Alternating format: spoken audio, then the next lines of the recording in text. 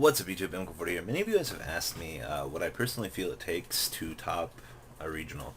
Now, I don't know how much a good chunk of my subscribers know about regionals or the competitive side of this game. I'm not going to say that you're all ignorant. I'm just saying there's a great misconception. I've had people ask me if you have to be invited to go to YCS's, if there's anything special you have to do to enter regionals. So, kind of going to talk about a little bit of this. Regionals are open. They're on Yugioh-card.com. You'll find the list of them there.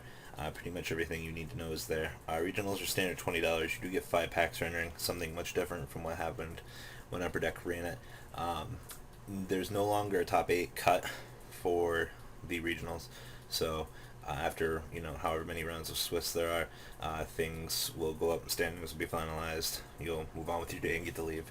Regionals do last a long time. Some regionals give you lunch breaks, some regionals don't, but that's neither here nor there. As for YCS, it's the same thing. You don't need an invite to go to them. They're $20. All types of things like that. There's also the ARG Open. You can find all that stuff on Ultra Reality. Read up on that. That's competitive stuff. A little bit different stuff. Note-taking is allowed there.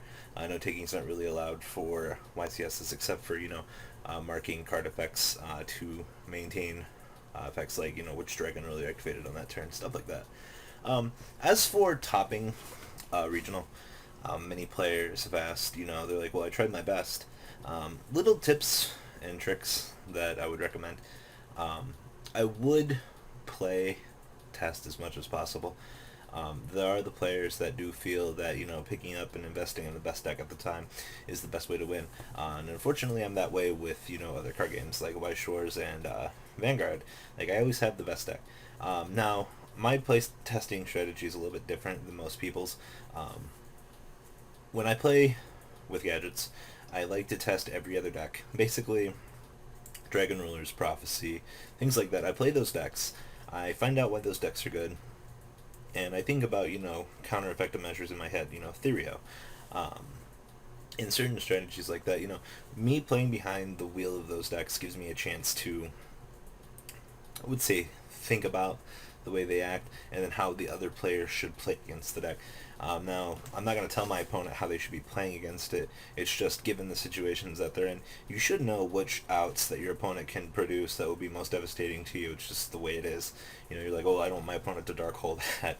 I mean, every Yu-Gi-Oh player that plays this game, it's like, well, they Dark Hole, I lose. I mean, you kind of just got to sit up and take the risk. But, I mean, there's just times where that's Yu-Gi-Oh. Always understand situations. Try to make optimal moves, and try to think clearly into the head. Now, Lazaro Bolito is an excellent example of a player that could read many turns into the future. That's pretty much why Lazaro was one of the best players for his time, because he always knew what your deck could produce. He wanted to plan out moves that you would forcibly, fall into, and then he could counter from there. So he tried to maintain game state at least 3 to 4 turns in advance to know where he wanted to be and things like that. So if you can somehow figure out where you want to be from here to here, then you can manipulate the game state to try to make things go your way. Now, this is true for anti-meta, this is true for many other decks. You know where your win condition is, you know how to get from point A to point B.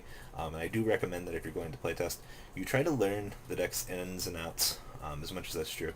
Now, something that I don't know a lot of players are going to have much time for, I would go and playtest every previous format this game has ever had. Every one of them. Because something that has happened in a past format could resurface in this format, or other things have been similar to other things. There's stuff like the Rescue Cat format, X-Sabers. I mean, if you play against one of those rogue decks nowadays, you're just going to be like, well, what does this deck do? If you played during those formats, you know what they're capable of, you know what they can do. You have a hate for it, Several years from now, we'll be looking back at the Dragon Ruler format. We're going, oh, well, this deck's similar to Dragon Rulers. I mean, it's such a sad factor, but, I would definitely, if depending on how much time you have, I would play, previous formats. That's including Frog FTK, formats like that.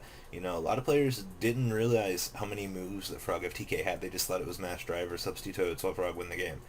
No, that deck had a lot more combos than many players ever thought the deck was capable of. That was one of the most versatile decks in the game. But, looking at things like that, you know, you need to know how these decks work, things like that, because when someone plays, you know, Rogue against you, you're like, well, fuck me, you know, just one of those things.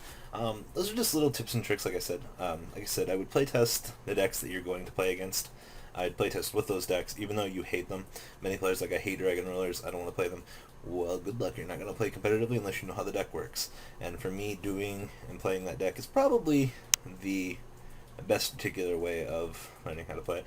You know, each person has different learning strategies and things like that, but I'll leave that up to you guys. So, like I said, if you want to top a regional, also make sure you guys are consistent. You know, there's just going to be days where you're just going to wake up and you're going to feel like shit. You're going to be terrible at those events. I guarantee it. I had days where I woke up and I'm like, oh, shitty day. I'm not even going to try this. You know, it just sucks, but it's just the way it is.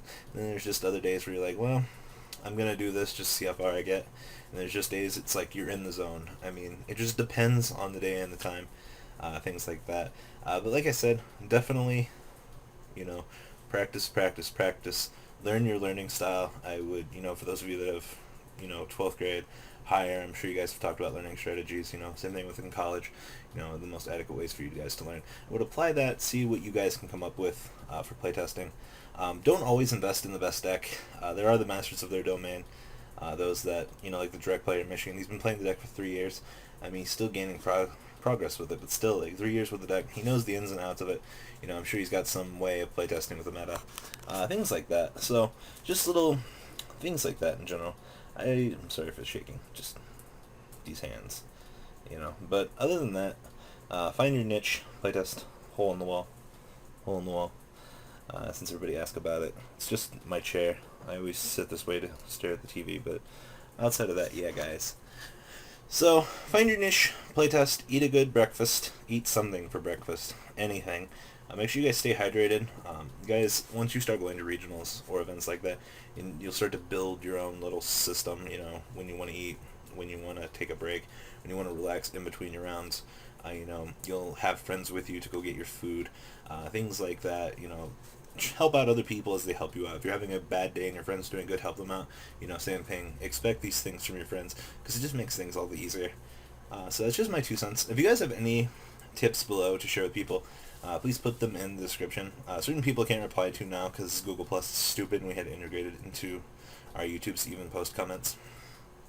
Thank you, YouTube. You're so lovely sometimes. So that's it for now, guys. You might want to look back. I've got a video series on what not to do at regionals, optimal things like that. So I hope this has helped.